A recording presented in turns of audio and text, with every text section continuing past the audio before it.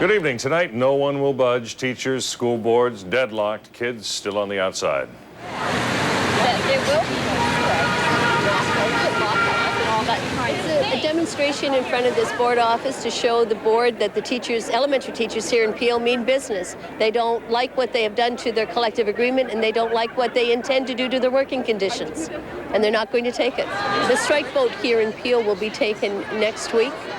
And next week is the first time that this board wants to get back at the table as well. So it's not a good indication of any sincere effort by this board to resolve the problem, which is what the teachers want to do.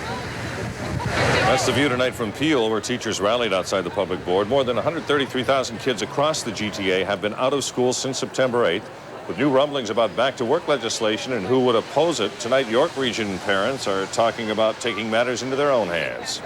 What can we do with the kids in the classroom, working together and cooperatively to get this resolved? That's my aim, and that's why I'm here tonight, to see whether or not we can, together, parents, teachers, ministry. Ministry says that everybody's pointing fingers. I'm saying let's join hands, let's get this thing resolved, and let my kids go back to school tomorrow.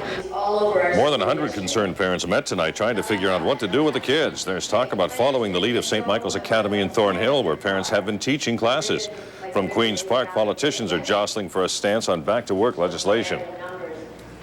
If at some point in time the Education Relations Commission makes a finding that the student's year is going to be in jeopardy if they don't get back in the classroom, then I will support back-to-work legislation at that point in time. But until that happens, I think it's important for the parties involved, teachers and trustees, to work as hard as they can to get a settlement. While the Liberals will conditionally support back-to-work legislation tonight, the NDP says they'll do everything they can to stop it. As for the Tories, the Premier still says forcing teachers back to school is a last resort. So, had enough talk? Should the Harris government act immediately to end this thing? I think that the teachers have a valid point, and I think that for the most part, if there's no intervention as yet, there's not going to be. So there's something going on deeper than we know. And as far as I'm concerned, there are a lot of children that are going to suffer because of it. Kids need to learn. There's a lot of kids out there that are preparing for university and college, and they need to get their education going. The kids have to go back to school. I mean, people who are in OAC and have things to do later are kind of being hurt right now, so I think they should.